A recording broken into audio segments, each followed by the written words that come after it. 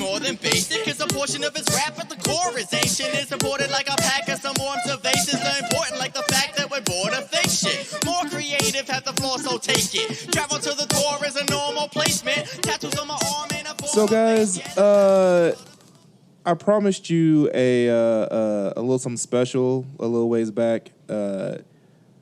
Coming up very soon now. We didn't start this podcast to get famous or to make a lot of money or anything like that. What we wanted to do was start a bigger conversation with you guys, and we wanted to start a smaller conversation, but just as important conversation locally with people around here. And I thought that the local conversation would take a while to come about because things kind of change slow where I am. Mm-hmm. I was wrong about that. It's happening right away, like really fast.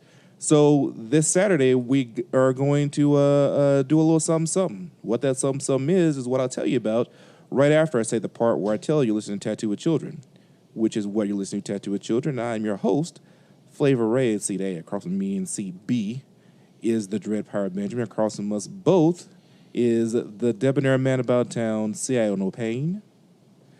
Guys, this Saturday, we have guests. You know, if you do that. What's going on, guys, is this Saturday, we are, with Pain Points being the presenter, we are hosting the very first ever podcast party in Lufkin. Now, what is a podcast party? Well, what we're going to do, this is just basically the check to see if this actually works. We're going to invite some podcasts in. We're going to have a little actual soiree, an actual hors d'oeuvre and drink little party here. And we're going to have them, the other podcasts, just record their show. And then we're going to record our show, and we're all going to be talking together and just having a big old time. And the whole thing is going to be in one spot.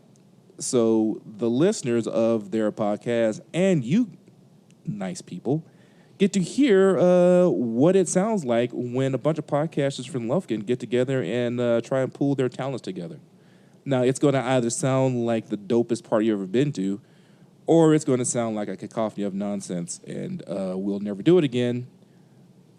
That's probably not going to happen, but I have bad news. What's the bad news? Going Dutch is not going to be able to be with us. That cannot be true. It is. That's a lie, Ben. You're lying to me. And they asked me if you would be devastated, and I said, as Jiraiya Sensei would say, that this is the job of a man, to be devastated and to move on. So Ray will be fine. I am devastated. I cannot stress that enough. I'm completely devastated. But as Shinobi, I will endure. I will. They have had a. So the deal is they're not backing out on us for no reason. Okay. They have had a death in the family. That is unfortunate. And it was a lot closer and sudden than they were expecting. Yeah. Okay. And so I think with, I just made a judgment call as Hokage. And didn't consult you or Mike. Okay. I consulted the vice president of Pain Points and made the decision to go ahead and continue, because what we're trying to do this weekend is, A, get more people involved. Yeah. And we also need to run a sound check on a live event. Yeah, this is not, we're not really inviting the public per se yet. Yes, not yet, but we do plan to invite you eventually. See, that's the thing. We have to figure out if we can do live events, or if we can't do, what's holding us back, and just sort of grind that out. Once we have everything together, then we plan to do these things fairly frequently, and invite you guys to come in if you want, and actually interact with the podcasters, enjoy food, and watch the whole podcast process happen. And I've talked to a lot of people who are very in the tattoo shop, tattoo clients mostly, who are very excited about being a part of it. And it's very cool to talk to tattoo clients because, one, they're captive because you're fucking stabbing them. Right. And two, they have very strong opinions. Yeah. So I trust that when they say they'll come, they'll come. Yeah, and I think it's going to be good. I think it's also going to give us the ability to, meet the vice president of Pain Points. I like that I keep saying that, but I'm avoiding looking at Mike because he doesn't know he has a vice president. I have no idea who my vice president is. If you don't just look over there. Right. We're both kind of like turning more and more away from CIO. We really Pain. are. If you saw us, he said vice president of Pain Points, like, oh, really? Oh. We're both, this wall is really nice. The person who runs Pain Points. I like that guy. So yeah, I called. I considered canceling the whole thing. I considered calling you both, right? And instead, I trust ladies. I think ladies are smarter than men. They are in general. So I called Sarah, my wife, and I said, "Hey, this is what's come up. Should we just move the entire event, right, out of respect, for Going Dutch?" And she was like, that's a really good point, and I think we should consider that. And so we talked about that for about 5 minutes, and she was like, but the whole thing is, if we don't get comfortable in front of an audience and know how it's going to sound, I feel like we're going to make them more nervous next time. Sure. So, I feel like we should go ahead with the event and the sound check, as it were, right? And move forward so that we're all we're able to be a better foundation for when we bring in new podcasts. That's the reason the VP gets paid the big bucks. Yeah. She made a very good executive point there, and I believe she needs a raise. Myself, I think so too. So do I, Mike. If you get on that. All right, so I just got that news just now. Like, that's how we fucking do things here. Is like we don't really talk before we start the mics up. No. So I just got the news that the event's different, but it's still going on. Yeah. And I think there's some other people that we're going to try to invite. Yeah. We're only gonna have like maybe 8 to 12 people here for this one, but for the next one, I think we can definitely promise you guys, like, if you RSVP or if you message Ray or Mike or me, or Tattooed with Children directly, right? That we can definitely promise you a spot for the next one in February or March. Yeah, we're gonna try and do these things really frequently, like monthly, frequently. Yeah, eventually. But I really want anyone who wants to come. I want to give the opportunity to come. So we're going to be making those announcements very early. Like you'll be hearing about this the day before the actual party takes place. Correct. Next time it'll be weeks before. Yeah. Give you guys time to plan and get everything together. And it is not going to be like a signing event or anything like that. We're not that big, but we're definitely going to have some chairs set up for you, some food there for you. And you can watch how the whole thing happens, and you'll be able to make some noise. That's the idea. We want to make sure that you guys it's not a hush room. Mm-hmm. Mm-hmm. We wanted to actually have some ambiance in here. So we're gonna work all that out before we put you guys on the line. Yeah, what I'm saying. When we tell someone to shut the fuck up, we actually want an audience to react. Yeah, exactly. Yeah. So now, quick question from the tech guy. Now, the audience is going to be wondering, are they going to be able to listen into this as it's happening, right? Or is it going to be just something that they listen into when we post it? That is an interesting question. Yeah. I've been thinking about that actual point, and I would like it if they could hear it as it happens. Okay.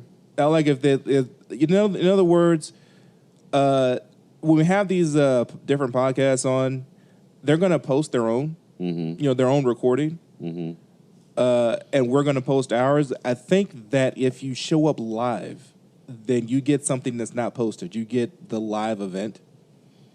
Yeah, but are we going to go live on Instagram or Facebook or something? Yeah. I I think IG Live is probably the best option Okay. Why do you think that? because it's just ease of use. Okay. Like we have several different devices that can do that on, so we could just put up a tripod and go. go, just fucking go.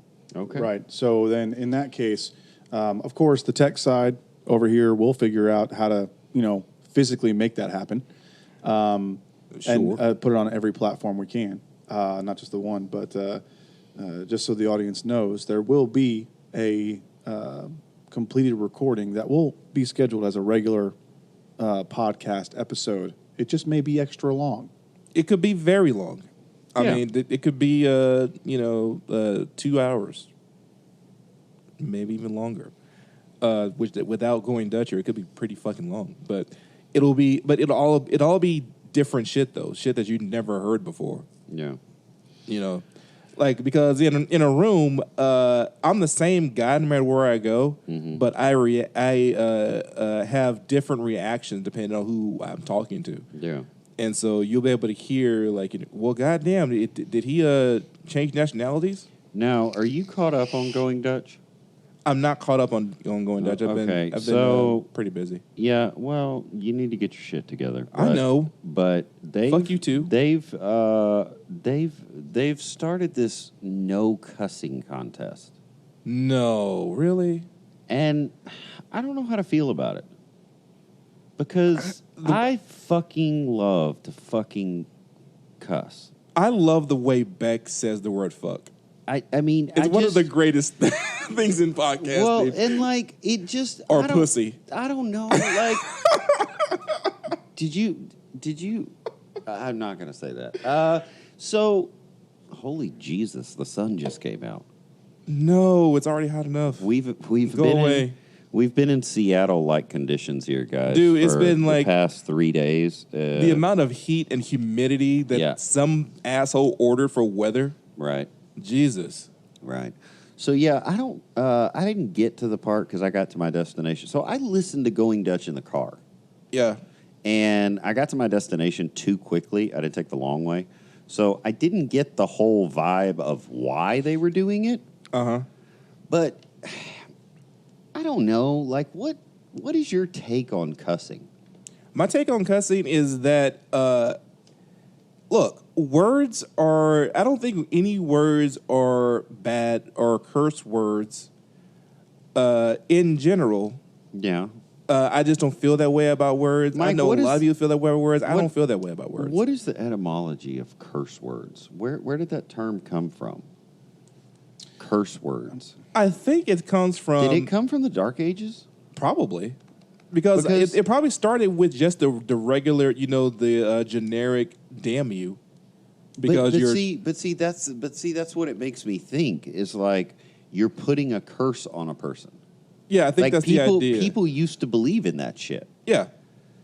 Which, like, now I don't... Even if it were true that you're trying to put the curse on... I don't think anyone... Let me be clear here. Has that spirituality to I make it have happen. never tried to put a curse on anyone by swearing. Yeah, that sounds a little odd. To me, swearing is very akin to spice in food. That's a good point that you just brought up by accident. It's also swear words. Curse words and swear words are the same words. What the fuck is that about? Yeah, and I think that's what I'm getting at is like, to me, it's like, okay, so, we all have that one aunt that thinks she can cook. Right. And then she cooks. And it's like somehow whatever she did to it made it so flavorless that you're like stuck with a mouthful of cardboard. Yeah, like she literally sucked the nutrients out of it and put in something else that you can identify. Right, but even Elmer's glue has a taste. Right. Don't ask how I would know that, but it does. Right, it does. And the thing about it is like, how did you make this dish with no flavor? It's so, easier than you think. Like, right. like as an experiment, guys, have you never made pinto beans before? Yeah. You've never you have no experience making pinto beans. Just go. Try to make a pound of pinto beans tonight. That Just follow the instructions on the package. Okay, pinto beans are one of the greatest things in the whole world. Indeed, they are. And there's so many ways to make them. Yes. And there's so many things to do with them. But if you just make the beans like, package instructions without any knowledge of what to do. Right. And taste, you're going to be like, what the fuck? This is horrible. The worst thing that's ever happened to humanity. Right. It's so weird. Yeah. You can make pinto beans godly, or you can make them terrible. And if you don't know what you're doing, it's more than likely going to be terrible. Right. I remember the first time my sister made pinto beans for the first time. I remember this. And she's listening. I hope she's listening. Yeah. Black people make... Wait, your family listens to your podcast? No, I don't think so. Okay, all right. I severely doubt it. All right, so continue. So black people make pinto beans with chili powder. Yeah. Like lots of chili powder. And so my sister puts, I guess add, put in some chili powder. Puts in chili powder and boil the beans. And then tasted them at the end. And literally we all gagged. Yeah. Like, you didn't put anything in here. I said, no, I did. I followed the instructions. They were the worst things anybody ever tasted. Yeah. My mother took a bite and said, you did not add chili powder. So, no, I did. No, you're not paying attention. Here, let me show you. And she took half a can of chili powder and threw it in there. Yeah. And it's like, all right, now taste it. So, okay, right. It's closer to right. Yeah. It's so easy to fuck up a dish. I'm giving pinto beans as an example because they literally taste like shit if you don't do anything to them. Yeah, and so I'm not into food as much as you are. Yeah. But even when you make pinto beans and you get done and the thing is ready, you take a little spoon, and you pull it out and you taste them. And you're like, wow, that is not right.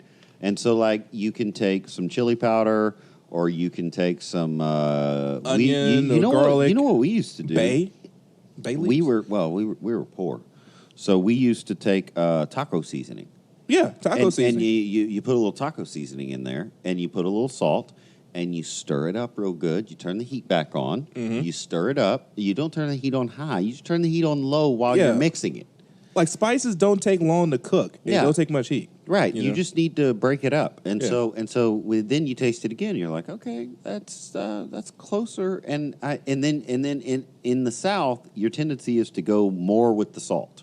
Yeah, a lot of people would do that. But what you learn as you get older, as you spend more time in the kitchen, actually you can get the flavor you want if you'll add just a tad bit of pepper. Yeah. Or sometimes a little bit of sugar will bring that salt flavor out. Yeah. So sugar you don't always need more salt. Now sometimes you do. Yeah. Sometimes people are really stingy with the salt, and that hurts me. But to me, it hurts Jesus too. Jesus hates that. But to me, language without swearing is the lack of seasoning. Yeah. See, the fuck just adds the seasoning.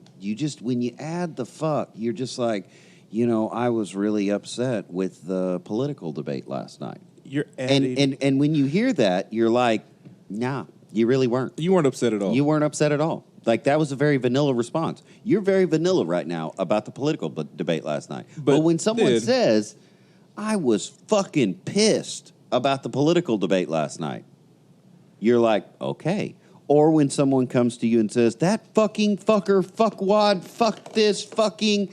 And you're like, okay, now I understand the level of emotion. I'm unpacking the sentence. Right. I'm sensing your anger, your dissatisfaction. I'm trying to diagram the fucks.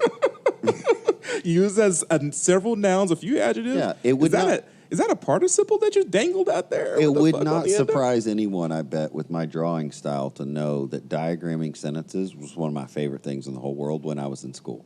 I'm not shocked by that at all. I diagram the fuck out of sentences too. You could draw so it was wait a minute, I get to do art and school at the same time. The great thing about diagramming sentences was you were making. I always called them battleships. Yeah. Because they would have turrets out there, and it's all right, I need to make a sentence here that looks like the Death Star. Right. Yeah. I was just okay.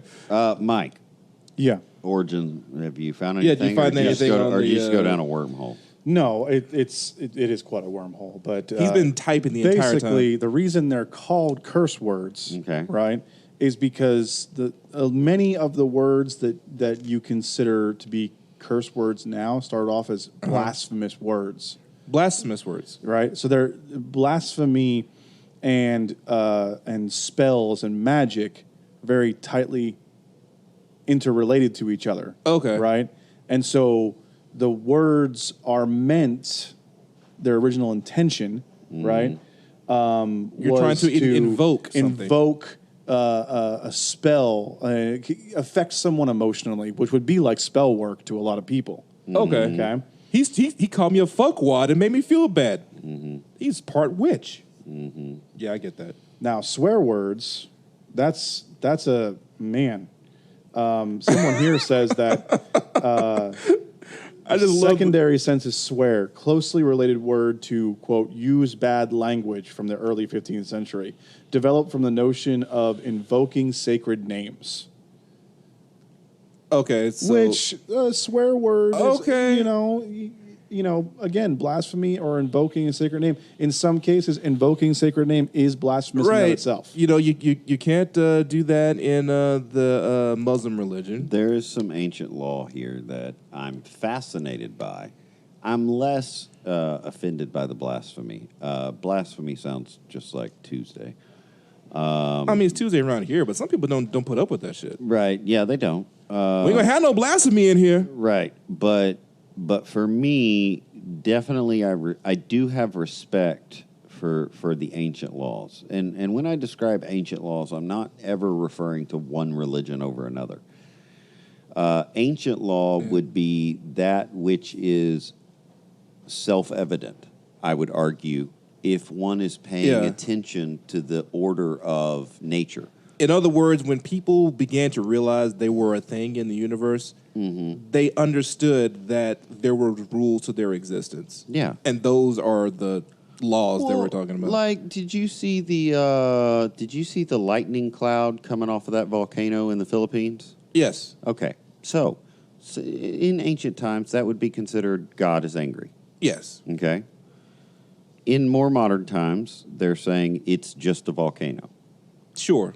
Ancient law to me would be one looks upon this angry, billowing cloud of smoke and lightning, which, by the way, is one of the most terrifying things I've ever seen. I think it's one of the most terrifying things that can exist. And think to oneself, I should go and set up my family in a place very, very, as far as I can possibly financially get from this cloud. Yes. That is an ancient law. Yes. Like it doesn't have anything to do with God. It doesn't have anything to do with global warming. You know what it has to do with? The ancient law of that thing can kill my existence and the line of my people back to the beginning. Yeah. Thus, we will take our family, we will put all our belongings on this donkey, and we will go as far as we fucking can until we run out of money and we have to settle there. So spake the ancients. Yes, exactly. So, to me, that's ancient law. I have spoken. Yeah. Oh, God, that's such a... You still haven't watched that, have you? No. You're still fighting the Disney Plus. Hey, guess what? You can binge the whole thing now. It's all out there. Right. What? Oh, wow, that's nice. Right. All 8 episodes. It's so good. It's one of the best. Every once in a while, You my will wife, watch it. Every once in a while, my wife will remind me, say, hey, remember, you can't let Ben win. Like, Well, yeah. I mean... Yeah, okay. See, I again, remember now. the issue with that sentence is it goes against ancient law. Ancient law is No. Ben wins. I have it on All- very good authority that the all ancient law Ben is Ben does. doesn't get anything. All Ben does is win. You do tend to win often, but Not no in, one's gonna let you do it. not in reference to the female species. No, yeah, you I've never won there. You're an offer there. Yeah. But thankfully, that's only one small part of the world, and so there are many other places that I can win. I love how females keep popping up because that's actually been what's been on my mind lately. Has been the female perspective and female problems with females. Which is super weird because you're not a female. No, I'm not a female, but I'm very in touch with my feminine side. Yeah. And I also have 2 daughters and a wife, Sure. and they What he means by have is he is allowed to exist in a similar space to a woman and her daughters. but not without paying the piper. You know, Sure. like I have to. Well, everyone's got to pay. I have to pay a pound of flesh every once in a while. Yeah. Because honestly, it's great for a man to be around women because, like Ben said, they are smarter than we are. Yeah. They're stronger. They're than stronger than we are for sure. And the more of them we get on our side, the more likely we are to keep living. So I'm very grateful to have only daughters, and I'm very grateful to have my wife, who is one of the smartest people on the planet. But it's occurred to me how this idea of listening to women is a fairly recent concept. Because For you or for other people? For me. Okay. For me personally. But before now, I've always listened to I had a mother and had a sister, grandmothers and so on and so forth. I've always listened, but I was always looking to find the philosopher would have to be a man. Mm-hmm. You know, the teacher that I was like the sensei. I was looking for a male teacher. And it's only been recently that not recently, like in the last 15 years or so, that I was like, you know what? Really, women are what I should be listening to. Mm-hmm. And as to that effect, I've started to look at like a lot of female comedians and a lot of female business owners and things like that. And I picked up this book from this comedian named Laura Clary. And she was an actress on a couple of shows that were pretty short-lived. Mm-hmm. But I saw her on YouTube doing the most, not YouTube, Instagram, actually, doing the most irreverent, nonsensical videos that just had me rolling. Mm-hmm. And then she wrote a book called Idiot, where she goes through and outlines how she got here. And it's this tale of basically being a adolescent addict and growing into her addiction for a period of time. And it spoke to me. It spoke to me because I'm an alcoholic, and she was an alcoholic. Mm-hmm. She was doing a lot of other shit too that I didn't do, mm-hmm. but it hit me on so many levels. I was like, man, like some of these things are things I hadn't thought about in a long time with my full brain. Mm-hmm. And now I'm starting to wonder, am I a terrible person? I'm going to get into that a little bit more right after this break. My name ain't Mikey, but I rock. You know why? Because I don't give a fuck. That's why it doesn't. We're back with Tattoo with Children. I was just about to get into a little bit of my foible anxieties because, okay, so I was talking about this book, Laura Clary. It's called Idiot, and I got it on an audiobook, and it's hilarious. She tells these great, funny stories about what she went through, what she would get up to in elementary school, and then middle school, then high school, mm-hmm. and she gets up to when she's about 20, mm-hmm. and she's on her second unaccompanied trip to L.A. She had done that before. You know, she had gone to L.A. and New York by herself and got into some misadventures, and it was all very funny. And then she got to a point where I was actually terrified what was going to happen next. Like I got anxiety about her next sentence.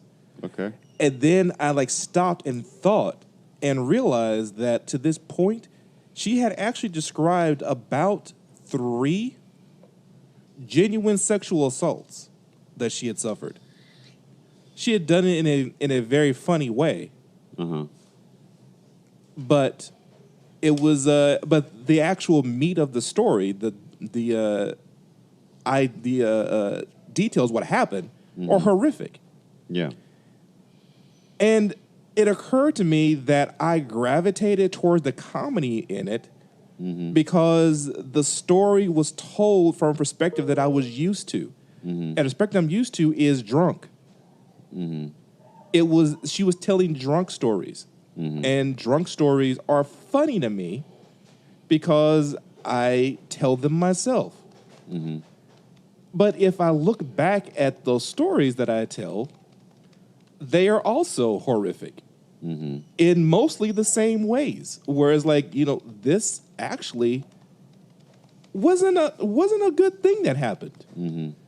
It could have been something quite dangerous and off-putting. Right. For example, back when I was in college, I had this camcorder I took around, and so we would like go, out drinking and stuff around Washington D.C. I was at Howard University, and we would go out to these parties and things, and then we figured out very early on that it was cheaper to drink at home.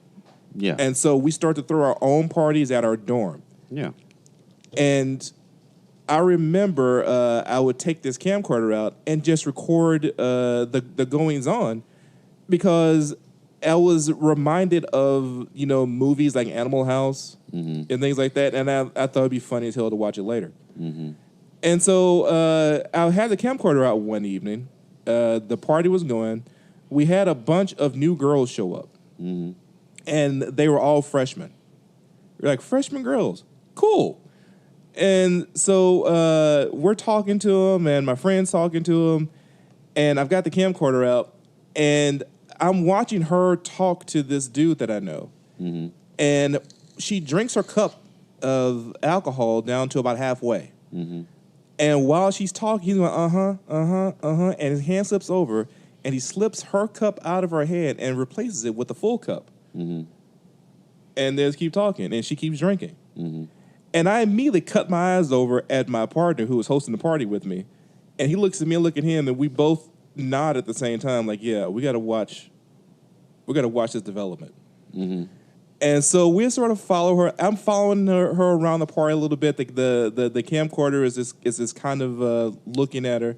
And I get her friends to the side and say, hey, you got to watch her. She's going to get, in trouble with this alcohol thing. I don't think she's used to it. Mm-hmm. And they're like, oh, fuck that bitch. She's all right. I'm like, all right, cool. And so I'm just looking at her, and at one point, I trained the camera deep on her face. I remember this in the video very specifically. I look dead in her eyes as she takes a big swig out of this cup. Mm-hmm. And if you've ever seen the Tom and Jerry cartoons, there's one cartoon where Tom becomes an alcoholic, and it's this scene where he turns up this bottle, and his eyeballs become gas gauges. Mm-hmm. And they go from mid to full as he drinks. Right. Her eyes did that physically in real time on this video. I watched her go from midway to way too full. Yeah. And I knew instantaneously this was going to spew. Right. And so I'm like, hey, guys, clear a path. They're like, what? And as soon as I said that, she turned her head and just went everywhere. Right. It was hilarious. Mm-hmm. We all cracked up, cleaned her up, got her out of there, sent her home and whatnot. Watched the video later. It was still funny. About, I would say, a year later, I looked at the video again. I was like, I could have stopped that from happening. Like, I could have actually stopped her from getting sick. Right. I could have not put her life in danger for entertainment and actually done a human thing. Right. But I was drunk too, and so I didn't. Right.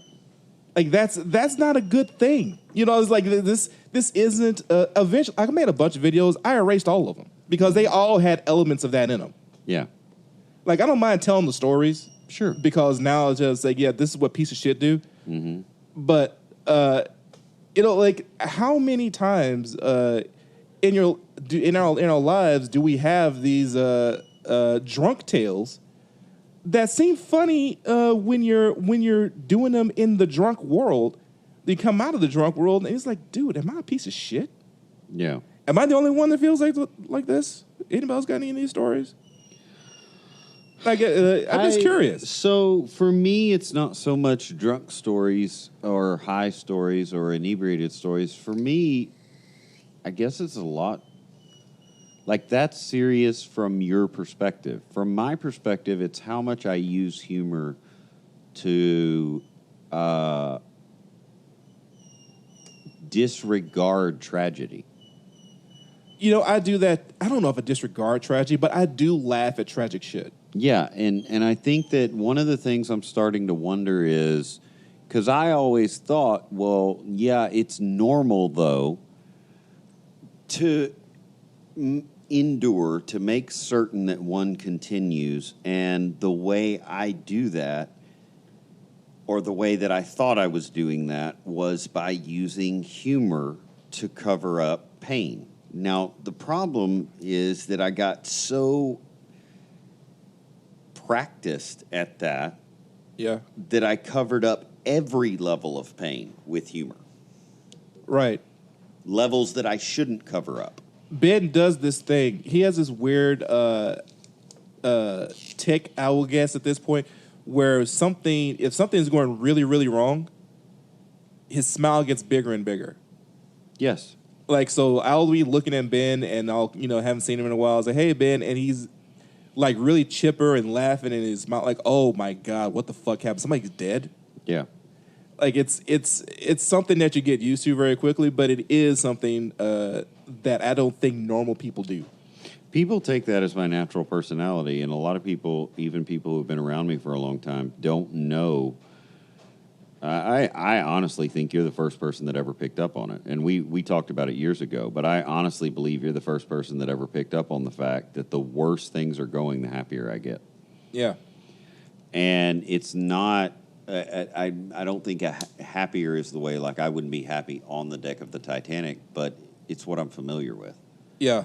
So I am able to be calm in a storm. So when everyone else is like, it was interesting, like when I was in boot camp as a kid, a pre-adult boot camp. Yeah. They'd put like somebody bleeding up on the mountain, like fake blood, and like you'd have so long to go and get them off the mountain. And it was always amazing to me because it was like a bunch of 16 and 17-year-olds, like how many of the guys that were like leaders would completely fucking lose their shit within like 30 seconds of getting to the guy. Really? Yeah. I mean, and these guys are like, they lead 29 out of 30 days, right? But on the 30th day, they all fall apart. Weird. Dude, I never had any rank in boot camp. Right. I was always a grunt. I was always the lowest level, right? Okay. But inevitably, when push came to shove and we're going to lose, I had to step up and go, hey, Sergeant X, Y, and Z, get the two corporals to move their asses and get these three guys involved.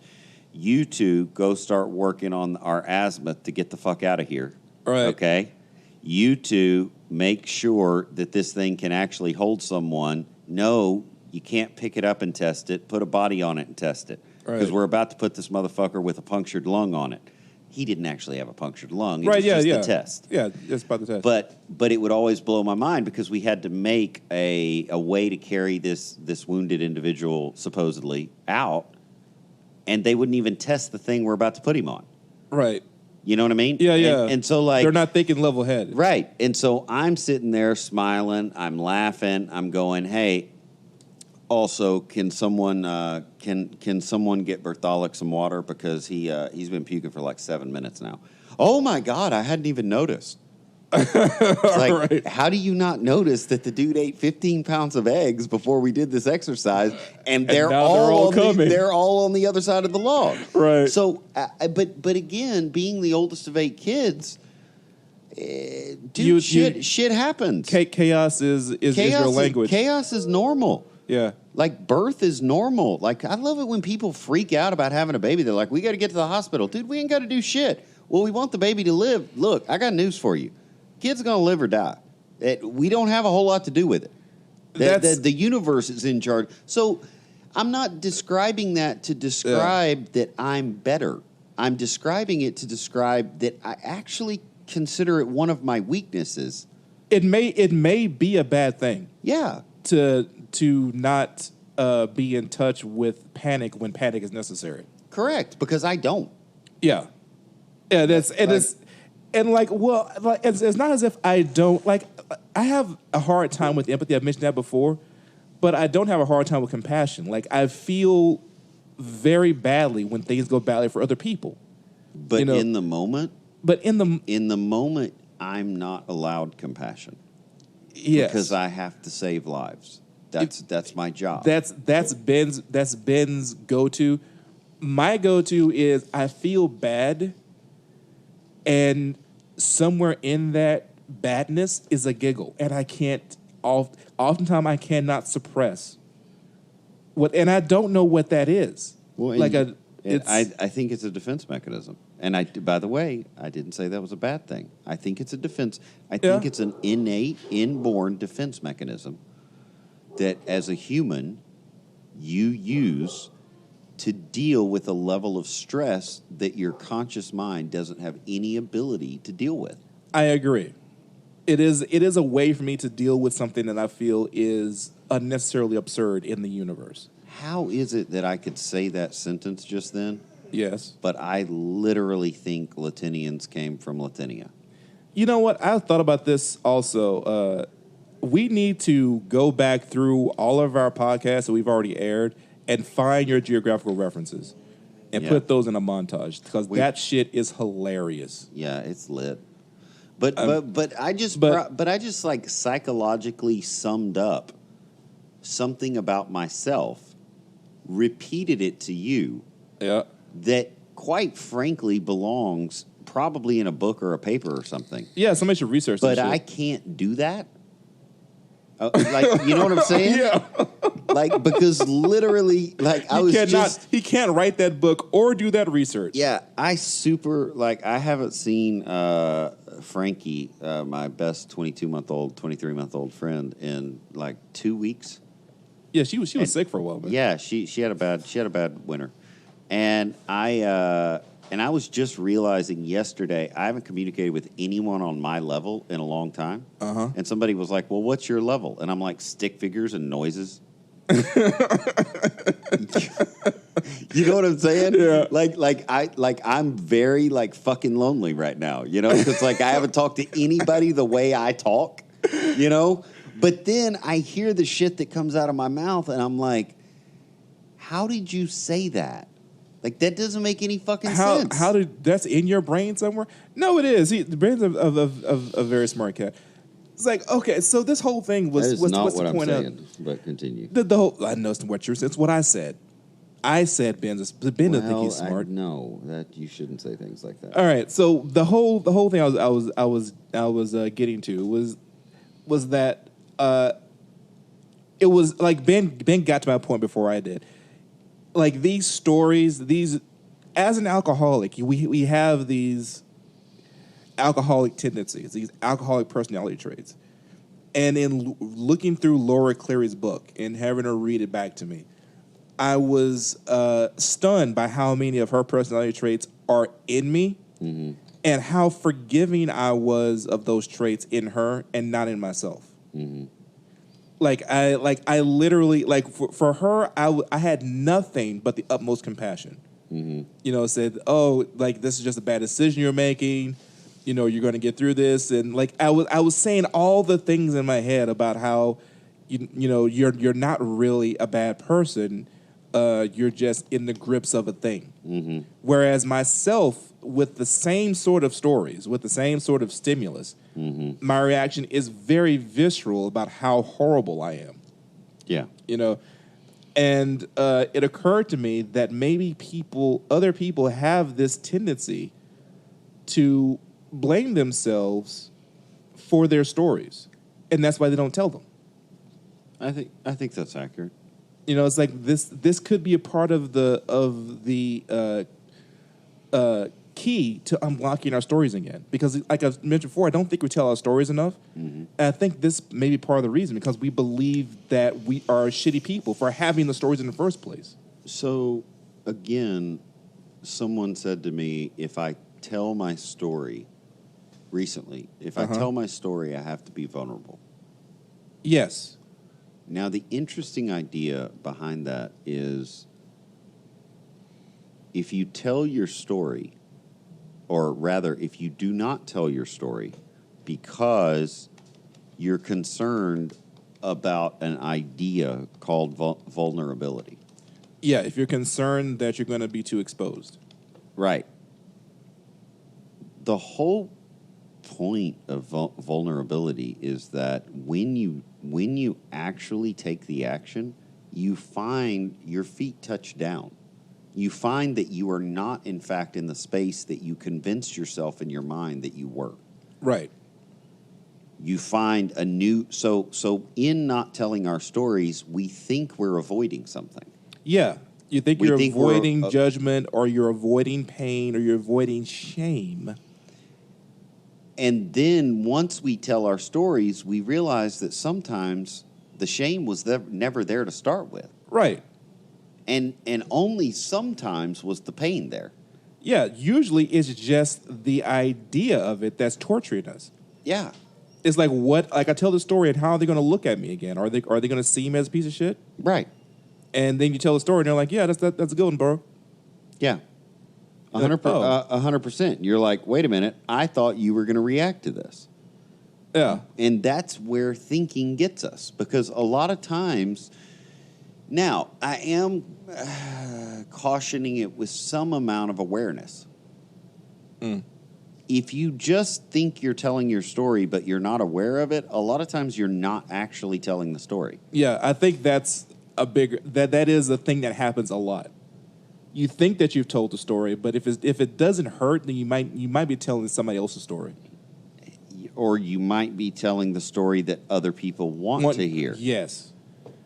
Because when you tell your story, a lot of times it feels like throwing up, like the desire to want to throw up. Yeah, that's a very good analogy there. Yeah, because you've mentioned being an alcoholic several times, and I think that's probably for another episode.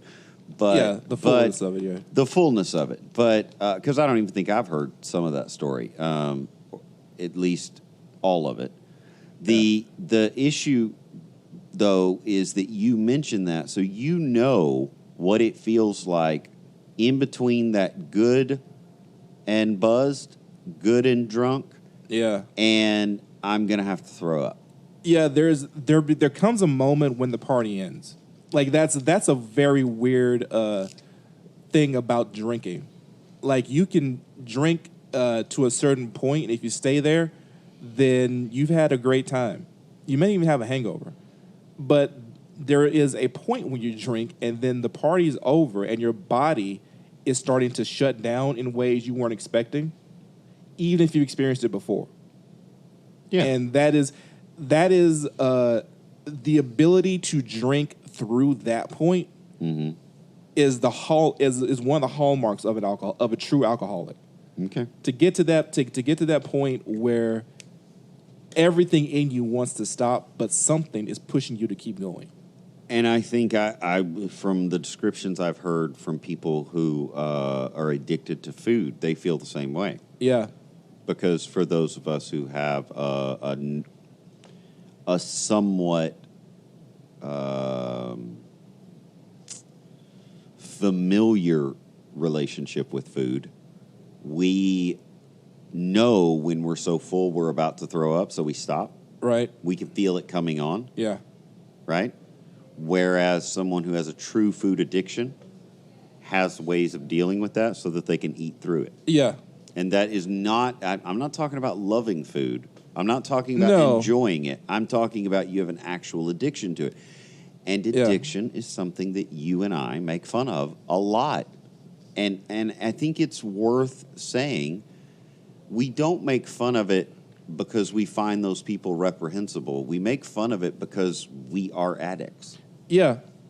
And we're once again trying to use humor. Yeah, we're trying to get and dude, like, talking about addiction, like when I do this full on tell the whole drunk Ray story. Yeah. I'm probably gonna have 1,000 jokes in there. Yeah, sure. Because, like, honestly, the shit was not funny. Right. Like it's and the people who were in it with me. Yeah.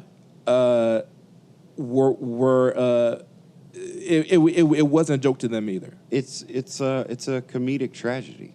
Yeah, it really is. And I think that I'm starting to wonder if that addiction or that psychosis is what informs the things like food addiction or alcohol addiction. I think a lot of it is. I think, like, I was going through that book, Laura Clary's Idiot. I was going through a book and seeing how many times she made a decision that to everyone else seems completely illogical, and to me, I saw immediately the entire roadmap to that choice. Yeah, like it's a part of my personality. I think there are personality traits that pop up. Yeah, in addicts. Yeah, it's like, one of the things that's like, for example, if you ever get something from a gift, and your second thought after oh, thank you for the gift is all right, I need how can I get more? Like it happens all the time to addicts, people that with addictive personalities. Yeah, you want to say, okay, is this the best, the top of the line? It's not. All right, thank you for this. I'm going to try and get the top of the line now. Yeah. It's not a right mode of thinking. Well, and I think we're ping-ponging back and forth here between your life and mine, because there's no desire to one-up each other, but there is a desire to show people the difference between two different types of addicts. Two different types of mental addictions, problems, mental addictive tendencies, maybe. Yeah, addictive tendencies. Because for me, I introduced... I didn't grow up around cards. I didn't grow up around poker.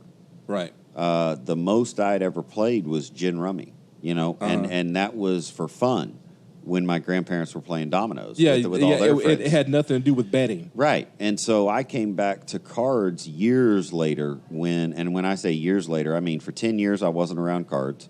And then I was around cards like in the summer at my grandparents', and then 10 more years, never in... I don't even know if I was in a room with cards. Like, we didn't play cards. Never actually saw playing cards. Yeah, exactly.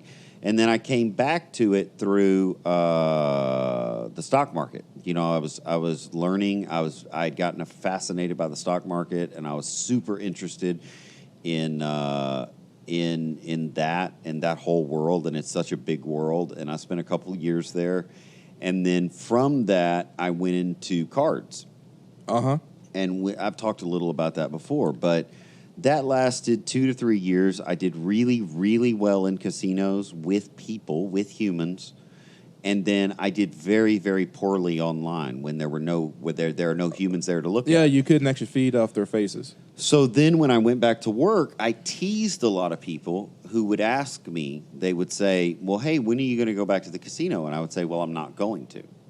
And they would say, why? And I would say, well, I'm gambling at life now. Right. And then the room would go, ah, ha, ha, ha, ha, ha. Yeah. I don't think anyone ever picked up on the fact that wasn't a joke. That it wasn't a joke. It was actually true.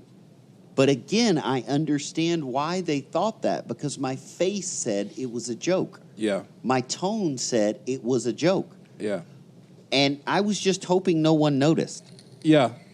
I was just hoping that no one got that I actually just went bigger.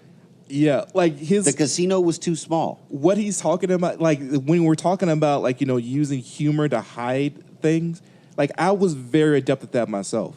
Like most people who knew me would not have said I was an alcoholic, right? Because they didn't fucking know, right? But you would say to some. I know you had moments where you said to people very close to you, or people that you wanted to be close to. Yeah. I know you said to them, I have a problem. Yes, I did. And I know for a fact, not knowing the story, I know for a fact that they didn't know what you were talking about because you had never shown them that side of you. Absolutely. I have a very specific story about that, too. And that drove the pain so much deeper that you came close to being a stand-up comedian. Yeah. Because you realized that if they didn't see it, that you were going to hide it forever. Yeah. Very true. We're like this, guys, this is a very deep subject I am very passionate about, and we're going to talk about that soon in some future episodes because this one is over. You listen to Tattoo with Children. I am your host, Flavor Ray. You can find Tattoo with Children on Facebook at Tattoo with Children. You can also find us on IG at Tattoo with Children. You can find us on Twitter at Tattooed With. You can find me on Twitter at Hunter Vanguard, one word, Hunter Vanguard. You can find me on IG at Madara Shadow. You can find Ben at blackcrowbrother.com. Not .com. Jesus Christ. Black Crow Brother on IG. You can find find him on Black Spot Tattoo Company on IG. You can find Mike Payne at CIO Payne on IG and also at Payne.points. That is Payne spelled Payne. And you can also find Tattoo with Children on Patreon because we got one of those. Some of you guys have found it. I appreciate everything that you do for me. And if you want to join in and jump in and become part of the crew, I encourage you to do so on Patreon.com. Just go to Patreon, search Tattoo with Children. You'll find me there. In short, guys, don't be too afraid to tell your stories. You know, that can be a part of your self-care, actually. And I want you to take care of yourself before you take care of others. And I want you to do that because I actually do love you. See you guys. Later.